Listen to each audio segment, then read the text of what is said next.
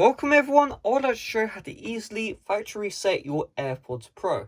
Now, this also works with AirPods and the process is extremely easy. So, while you can't actually outright factory reset the software, what you can do is you can unlink all your iPhones from your AirPods or your AirPods Pro, and you can remove the name linked to the AirPods. So what this means is if you sell to a brand new owner, you're not going to be able to see where the AirPods currently are on the Find My iPhone app, or when a new owner connects their AirPods, they're not going to see Alf's AirPods Pro or something like that. So all you need to do is just open up the lid of the AirPods Pro, make sure the AirPods are in the case, and you just go to settings, and then you want to find Bluetooth, and then you see right here, my devices, you tap on I, and then you just find right here, forget this device.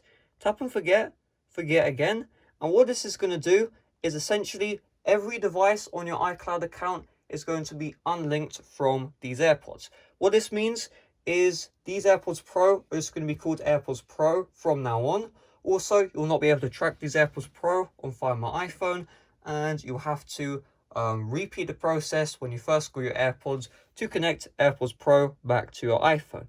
And really, that's all there is to it. It's a very simple process. You can't factory reset the firmware, unfortunately, but you can unlink all devices and it basically resets it to the factory default. If you get a new phone, you'll be able to pair it and you won't see the device on Find My iPhone, and you won't have, Alf's AirPods Pro show up if a new owner decides to buy your AirPods. So if you guys enjoyed, if you did smash like, I'll see you guys later. Bye bye.